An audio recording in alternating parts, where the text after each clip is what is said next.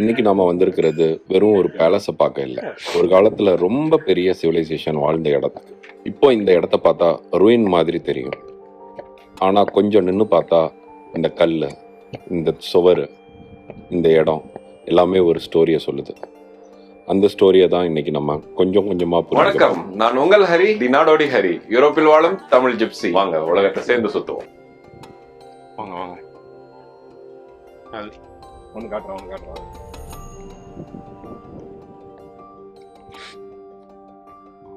இது பார்த்தீங்கன்னா கல் எப்படி இருக்கு பார்த்தீங்களா? எல்லாமே கல் தான், கிறிஸ்டல் கல். பாருங்க, தண்ணி பட்டு பட்டு பட்டு பட்டு எரோடா இருக்கு. பட் இப்படியே கீழே பார்த்தீங்கன்னா கல், ஒரு முழு கல் தான், கிறிஸ்டல் கல். செமையா இருக்குல்ல? இது வச்சுதான் இந்த பேலஸை நிறைய கட்டியிருக்காங்க. அப்ப யோசிச்சு பாருங்களேன். இப்போ வெயில் கொஞ்சம் கம்மியா அடிக்கும் போது பாத்தீங்கன்னா கொஞ்சம் ஷைன் தெரியும். இந்த பக்கம் பாருங்க, தெரியுதா? ஷைன் அடிக்குதா? அப்போ வெயில் அடிக்கும் போது இந்த மொத்த பேலஸும் எப்படி தக்க தக்க தக்க தக்கன்னு மின்னி இருக்கும்னு யோசிச்சு பாருங்க. வாய்ப்பே இல்லை, சான்ஸே இல்லை. முதல்ல பார்த்த உடனே இது ruin மாதிரி தான் தெரிஞ்சது. ஆனா கொஞ்சம் நின்று மெட்டீரியலை பார்த்தா இந்த இடம் ஒரு காலத்துல எவ்வளோ ஸ்ட்ரைக்கிங்கா இருந்திருக்கும்னு இமேஜினேஷன் பண்ணதான் முடியுது நம்மளால. ஆனா நம்ம அக்ரோபோலி பார்த்தோம்ல ஆத்தன்ஸ்ல, அங்க ஃபுல்லாவே மார்பிள் தான் இருந்துச்சு. ஏன்னா அங்க மார்பிள் கிடைக்குமா? இந்த கிரீட் ஊர்ல மார்பிள் கிடையவே கிடையாது. அதனாலதான் இங்க மார்பிள் இல்ல. மார்பிள்ல இவங்க எதுவுமே கட்டல. இவங்க இதுவே வந்து இங்கெல்லாம் இது எல்லாமே கான்கிரீட். இதெல்லாம் ரீகன்ஸ்ட்ரக்ட் பண்ணதுனால இது கான்கிரீட்ல இருக்கு. அத்தன்ஸ்ல பார்த்த உடனே நமக்கு மார்பிள் கிராண்டியர் ஃபீல் வந்துச்சு. ஆனா இங்க வேற கேரக்டர். இது பாலிஷ்டா மோனுமெண்ட் மாதிரி இல்லை, ஒரு லிவிங் சிவிலைசேஷனோட பாடி மாதிரி தெரியுது. அப்புறம் இந்த ஜார்ல அந்த காலத்துல 2000 litre 3000 litre olive oil, wine எல்லாத்தையுமே இது பண்ணியிருக்காங்க.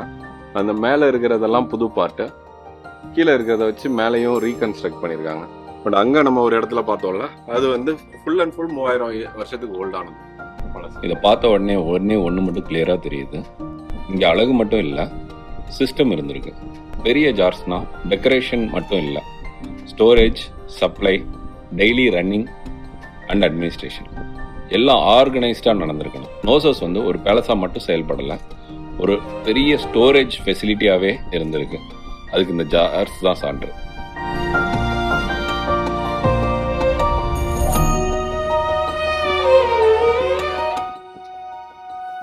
வருஷத்துக்கு முன்னாடி பைப்லைன் வச்சிருக்காங்க. அந்த பைப்லைனை தான் அதில் எடுக்க ட்ரை பண்ணோம், முடியல. இப்போ நான் இதில் கேப்சர் பண்ணியிருக்கேன். ஃபோட்டோ ஓரளவு வந்திருக்கும்னு நினைக்கிறேன், காட்டுறேன்னா உங்களுக்கு. நம்ம இப்போவும் இன்னும் பைப்லைன் போடுறதுக்கு அவ்வளோ கஷ்டப்படுறோம். பார்த்தீங்கன்னா நீங்கள் இங்கே போட்டிருக்காங்க பாருங்க, எப்படி அந்த காலத்திலே பைப்லைனும் ப்ரெஷர் டாக்டிக்ஸோட கொண்டு வந்திருக்காங்க. 5000 4500 5000 வருஷத்துக்கு முன்னாடி இப்படியெல்லாம் யோசிச்சிருக்காங்கன்னா அப்போ எவ்வளோ பெரிய ஆளாக இருந்திருப்பான்னு யோசிச்சு பாருங்க. ரொம்ப இன்ட்ரெஸ்டிங்கான ஒன்று காட்டுறேன். அங்க தெரியுது பாருங்க மழை. அந்த மழையில இருந்த மழை தண்ணிய இது பண்ணி வாட்டர் பிரிட்ஜ், அந்த காலத்திலேயே வாட்டர் பிரிட்ஜ் போட்டு அங்க இருந்து நேரா பேலஸ்க்கு எடுத்துட்டு வந்திருக்காங்க. எடுத்துட்டு வந்து இங்க உபயோகம் பண்ணிருக்காங்க. இங்கேயும் அந்த காலத்திலேயே அவ்வளவு தூரம் இரிகேஷன் சிஸ்டம் பண்ணிருக்காங்க. அதனாலதான் இந்த பேலஸ்லயுமே தண்ணியை கலெக்ட் பண்ணி அந்த தண்ணியை வெளியில போயிட்டு துவைக்கிறதுக்கு, மாடுக்கு, ஆடு மாடுக்கு எல்லாமே யூஸ் பண்ணிருக்காங்க. அதே மாதிரி மலையில இருந்து வர தண்ணியை எடுத்து குடிக்கிறதுக்கு யூஸ் பண்ணிருக்காங்க. இங்க சேகரிச்சது போக மற்றதெல்லாம் அப்படியே கீழே இருக்கிற ஆறு பக்கத்துல கொண்டு போயிடுறாங்க. அங்க வந்து அனிமல்ஸ்க்கு ஸ்டேபிள்ஸ் இருக்கு, தண்ணி குடிக்கிறதுக்கு, லாண்ட்ரி சர்வீஸ்க்கு, இந்த மாதிரி விஷயத்துக்காக தண்ணியை சேகரிச்சிருக்காங்க. உண்மையாவே எனக்கு pipeline, collection, usage, separation, storage இதெல்லாம் பார்த்த உடனே ஷாக் தான். நம்ம இன்னைக்கு கூட வாட்டர் மேனேஜ்மெண்ட்னு அவ்வளோ யோசிக்கிறோம். ஆனால் இவங்க அந்த காலத்திலேயே ப்ராக்டிக்கலாக திங்க் பண்ணியிருக்காங்க. வாய்ப்பே இல்லை. இங்கே பார்த்துட்டு இருக்கிற இடம் வந்து ஸ்டோரேஜ் ரூம், ஓகேவா? இங்கே பாருங்க, இங்கே கீழே பார்த்தீங்களா?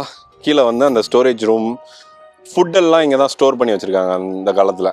பட் இங்கே மட்டும் இல்லை, இது ஃபுல்லாகவே ஸ்டோர் பண்ணி வச்சுருக்காங்க. ஃபுட்டுன்னு இல்லை, இவங்களோட மண்பாண்டங்கள், இந்த மாதிரி நிறைய விஷயங்களை வந்து ஸ்டோர் பண்ணுறதுக்காக தனியாக வச்சுருக்காங்க அரண்மனையில். இந்த ஸ்டோரேஜ் ரூமை விட இங்கே இன்னொரு ஸ்டோரேஜ் ஏரியா இருக்குது, அது ரொம்ப இன்ட்ரெஸ்டிங். இங்கே நடுவில் என்ன இருக்குன்னு தெரில எனக்கு, பட் கண்டினியூஷன் தான், ஸ்டோரேஜ் ரூமோட கண்டினியூஷன் தான். பட் இந்த ஸ்டோரேஜ் ரூமுக்கு பார்த்தீங்கன்னா அங்கே தெரியுதா, அங்கே அந்த கருப்பு கருப்பாக இருக்குல்ல, அது எல்லாமே வந்து அந்த காலத்தில் 4500 வருஷத்துக்கு முன்னாடி இருந்தே இருக்கிற செடிமெண்ட். இந்த இதெல்லாமே ஒரிஜினல் கல். இது எதுவுமே புதுசாக வந்த காங்கிரீட் இல்லை. ஏன் அப்படின்னா, நீங்கள் இப்போ நல்லா உள்ள டீப்பாக பார்த்தீங்கன்னா உங்களுக்கு தெரியும், இங்கே வந்து ஜன்னல் கதவு எதுவுமே கிடையாது இந்த இடத்துக்கு, ஓகேவா? ஸோ வெளியிலேருந்து லைட்டு கூட வராது. அப்படி தான் அவங்க ப்ரிசர்வ் பண்ணி வச்சுருந்தாங்க அந்த காலத்தில் அவங்களோட ஃபுட் ஐட்டத்தெல்லாம். அந்த காலத்தில் ஃப்ரிட்ஜ் இல்லை, இப்போ இருக்கிற மாதிரி மாடர்ன் வேர் ஹவுஸ் இல்லை. ஆனால் ஸ்டோரேஜுக்கு என்ன வேணும்னு தெரிஞ்ச இன்டெலிஜென்ஸ் இருந்திருக்கு அவங்கக்கிட்ட. கூலான பிளேஸில் கம்மியான லைட்டு, ப்ரொடெக்ஷன், ஆர்டர். இதை பார்த்த உடனே இந்த பேலஸ் ஒரு ஃபங்க்ஷனிங் மெஷின் மாதிரி தெரியுது.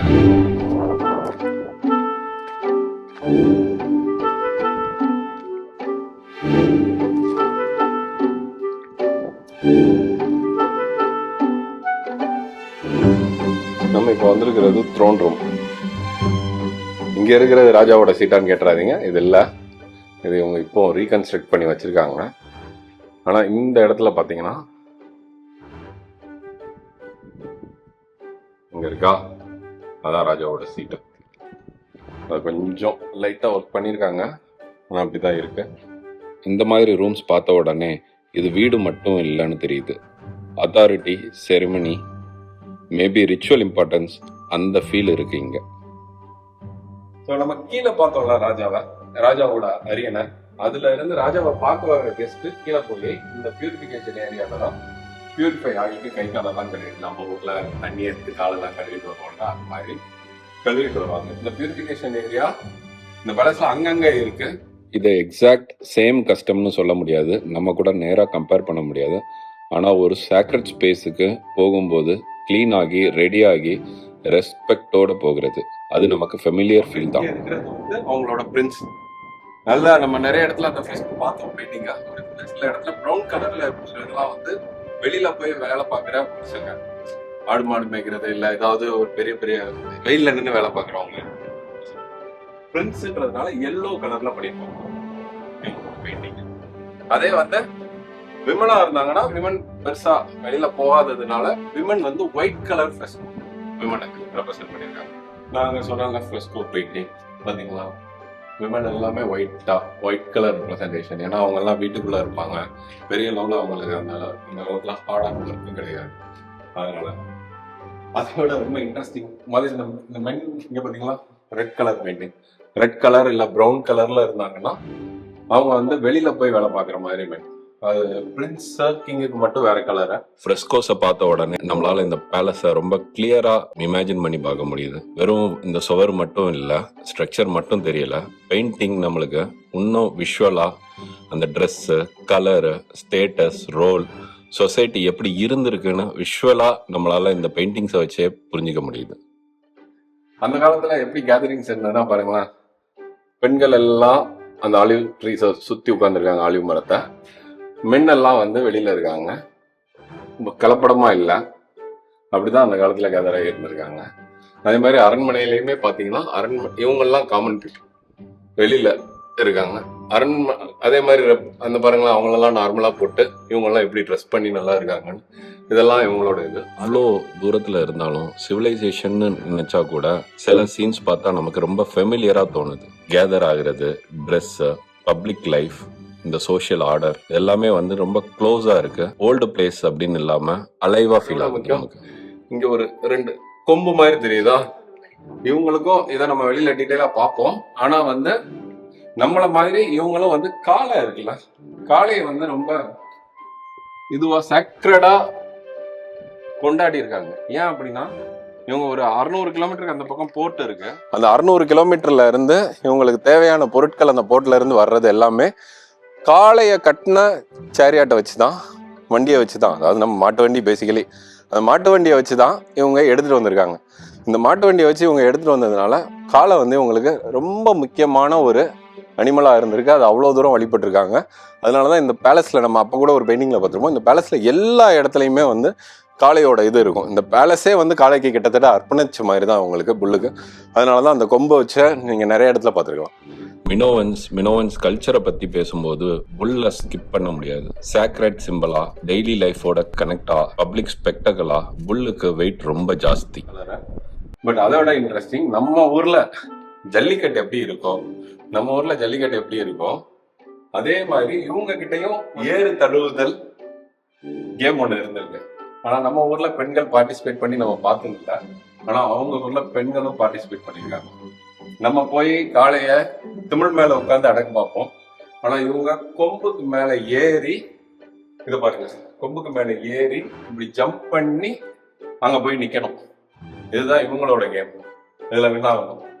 ஆனா இந்த காளை அடக்குறது, இந்த புல்ல, அது வந்து எல்லாரோட கல்ச்சர்லயும் அவ்வளவு தூரம் ஒன்றோடி போய் இருக்கு. அது நம்ம எவ்வளவு தூரம் போனாலும், எவ்வளவு வருஷங்கள் ஆனாலும், அது எல்லா கல்ச்சர்லயும் அந்த தொன்று தொட்டு அந்த இதை மட்டும் ஃபாலோ பண்ணிக்கிட்டே வராங்க. இது எக்ஸாக்டா நம்ம ஜல்லிக்கட்டுன்னு சொல்ல முடியாது. ஆனா புல்லோட வீரம், ரிச்சுவல் ஃபீல், இந்த பப்ளிக்கோட எக்ஸைட்மெண்ட், அதை பார்த்த உடனே நம்ம கல்ச்சர் ஞாபகம் வருது, நம்ம ஜல்லிக்கட்டு ஞாபகம் வருது. நம்ம கிட்டையும் காலை ஜஸ்ட் அனிமலா இல்ல, ரெஸ்பெக்டா நம்ம வச்சுக்கிறோம். ஒரு சாக்ரெட்னஸோட பாக்குறோம். அது கூட ஒரு ஃபெஸ்டிவலை கனெக்ட் பண்ண முடியுது நம்மளால. ஓகே, அதை விட முக்கியம் உங்களுக்கு இன்னொரு விஷயம் சொல்றேன். சுத்தி பாருங்களேன், இந்த பேலஸை சுத்தி பாருங்க, எப்படி வெயில் அடிக்குது, வெதர் சூப்பரா இருக்கு. நானும் ஒன்றும் பெரிய திக் ஜாக்கெட்லாம் போடல. நார்மலாக இந்த பேலஸுக்கு வரணும்னா இது வரைக்கும் ஹையஸ்ட் 9200 பேர் ஒரே நாள் வந்திருக்காங்க. அவ்வளோ கூட்டம் இருக்கிற பேலஸ். ஆனால் நான் தனி காட்டு ராஜாவா இன்னைக்கு வந்து உங்களுக்காக இங்கே வீடியோ எடுத்துட்டு இருக்கேன். ஏதோ எனக்காகவே ப்ரைவேட்டாக ஓப்பன் பண்ணி விட்ட மாதிரி. இந்த மாதிரி ஒரு பிளேஸ் க்ரௌட் இல்லாமல் பார்க்குறது லக்கு தான் இல்லை? அப்போதான் கொஞ்சம் நின்று நிதானமாக டீட்டெயிலாக பார்த்து நம்ம இமேஜினேஷனையும் ஒர்க் பண்ண சான்ஸ் கிடைக்கும் நமக்கு. அப்போ அப்படி ப்ரிசர்வ் பண்ணி வச்சிருக்கிற ஃபுட்டை அவங்க வந்து உள்ளே போய் பார்க்கணும். இல்லை உள்ளே இது பண்ணணும்னா டார்ச் கிடையாதுல்ல அந்த காலத்தில். அப்போ இந்த அலாவுதீன் லேம்ப் இருக்கும்ல, அது மாதிரி லேம்பை யூஸ் பண்ணி அதில் ஆலிவ் ஆயிலை ஊற்றி வச்சு திரியோடு தான் கொண்டு போய் வைப்பாங்க. அப்படி ஒரு தடவை போகும்போது எர்த்குவேக் வந்துடுச்சு. அந்த லேம்ப் அப்போ கீழே விழுந்து கொட்டி அந்த ஆலிவ் ஆயில் பற்றி எரிஞ்சு இந்த இடம் அழிய ஆரம்பிச்சது. பட் இந்த இடம் மட்டும் இல்லை, கிட்டத்தட்ட பேலஸே அழிகிற நிலைமைக்கு போச்சு. அது அந்த எர்த்குவேக்கும் அந்த ஆலிவ் ஆயிலும் பண்ண ஒரு வேலை தான். ஆனால் இந்த பேலஸ் வந்து இதுக்கு முன்னாடி இதே மாதிரி 2 தடவை அழிஞ்சிருக்கு. இது வந்து புதுசு கிடையாது இந்த பேலஸுக்கு. இந்த பேலஸை புதுப்பிச்சுக்கிட்டே இருக்காங்க. ஒவ்வொரு தடவையும் யாராவது ஒருத்தர் வந்து முதல் தடவை படையெடுப்பால் ஆச்சு, 2வது தடவை எர்த்குவேக்கால ஆச்சு, 2வது தடவை கட்டிட்டு இருக்கும்போதே எர்த்குவேக்கால ஆச்சு, 3வது தடவை எல்லாம் கட்டி யூஸ் பண்ணிட்டு பழங்கிட்டு இருக்கிற டைம்ல இந்த மாதிரியான ஒரு எர்த்குவேக்கும் ஒரு தீயும் வந்து இதுவாயிடுச்சு. இவ்வளோ ஆர்கனைஸ்டா இருந்த பிளேஸை அது எப்படி அழிஞ்சதுன்னு யோசிக்க வச்சிருச்சு. ஆனா நோசோஸோட ஸ்டோரியில ரீபில்டிங் அண்ட் டிஸ்ட்ரக்ஷன் ரிப்பீட்டட் தீமாவே இருந்து இவ்வளோ அழிவையும் இந்த பார்த்து கடைசியாக சார் ஆர்தர் ஏவன்ஸ் வந்து இதை எடுத்து பண்ணும்போது அவர் ஒரு எலும்பு கூட அவர் பேலஸ்ல இருந்து எடுக்கல. அவருக்கு எலும்பு கூடு கிடைச்சது எல்லாமே பரியல் சைட்ல இருந்து தான். அப்படின்னா என்ன அர்த்தம்னா, இவங்க யாருமே இந்த அழிவு நடக்கும்போது இங்க இல்லை, எல்லாருமே இந்த இடத்த விட்டு போயிட்டாங்க. எப்படி போயிட்டாங்க அப்படின்னா, இவங்க வந்து பாம்பை வழிபடுறதால பாம்பு வந்து எர்த்குவேக்க முன்னாடியே சென்ஸ் பண்ணி இவங்களுக்கு அறிகுறி கொடுத்துருது. அதோட அந்த பாம்பு போகிற மூமெண்ட்டை, அந்த பாம்பை இவங்க கவனிக்கிறத வச்சு இவங்க முடிவு பண்றாங்க, ஓகே அழிவு வரப்போகுதுன்னு இந்த இடத்த விட்டு வெளியேறி போயிட்டாங்க. அப்படிதான் தப்பிச்சிட்டாங்க இவங்க. அந்த 3வது எர்த்குவேக்கு இந்த பேலஸ் 3வது தடவை அழியும் போது இருந்து. இது எல்லாமே 5000 வருஷத்துக்கு முன்னாடி 3000 BCல உள்ள ஜார். இது எதுவுமே ரீகன்ஸ்ட்ரக்ஷன் கிடையாது, அப்படியே ஒரிஜினலா அவங்க கையில கிடைச்சிருக்கு. மியூசியம்ல வைக்காம இங்க இது மட்டும் வச்சிருக்காங்க. பட் நிறைய விஷயம் மியூசியம்ல வச்சிருக்காங்க. நம்ம போறதுக்குள்ள அந்த கிரேட் ஆர்கியாலஜிக்கல் மியூசியம் போயிட்டு தான் போவோம். அங்கே போய் இதோட எல்லாத்தையும் அங்கேயும் பார்க்கலாம், என்னென்ன இங்க இருந்து எடுத்து வந்தாங்க. இங்க நம்ம சுவர், ரூம், இந்த சிஸ்டம், சிம்பிள்ஸ் இதெல்லாமே பார்க்குறோம். ஆனா அந்த இடத்துல வாழ்ந்த ஜனங்களை புரிஞ்சிக்க மியூசியம்க்கு தான் போகணும்.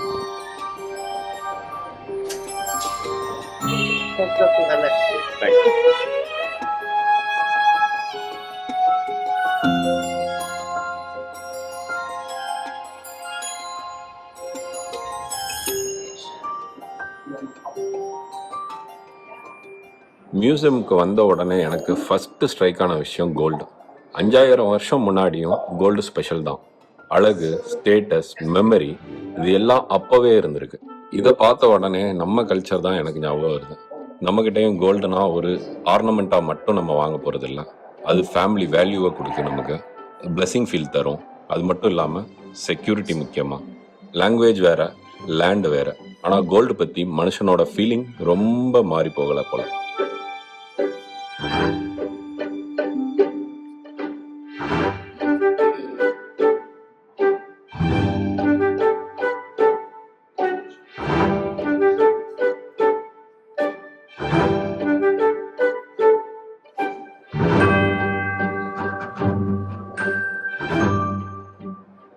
இன்னும் ஒரு ஸ்ட்ராங்கான செக்ஷன் பரியல் வெசல்ஸ். இதை பார்த்த உடனே இவங்க டெத்தையும் மரியாதையோட பார்த்துருப்பாங்கன்னு தெரியுது.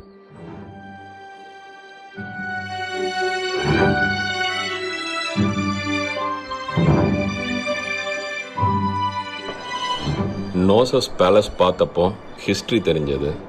மியூசியம் போன உடனே மனுஷன் தெரிஞ்சான். Different language, different gods. ஆனால் சேக்ரட்னஸ், பியூட்டி, மெமரி, இந்த 3 விஷயத்தில் மனுஷன் ரொம்ப டிஃப்ரெண்ட் இல்லை போல. அதனால தான் இந்த மாதிரி பிளேசஸ் பார்த்த உடனே நம்ம ரொம்ப தூரம் வந்தாலும் சில ஃபீலிங்ஸ் ரொம்ப ஃபெமிலியராகவே தோணுது.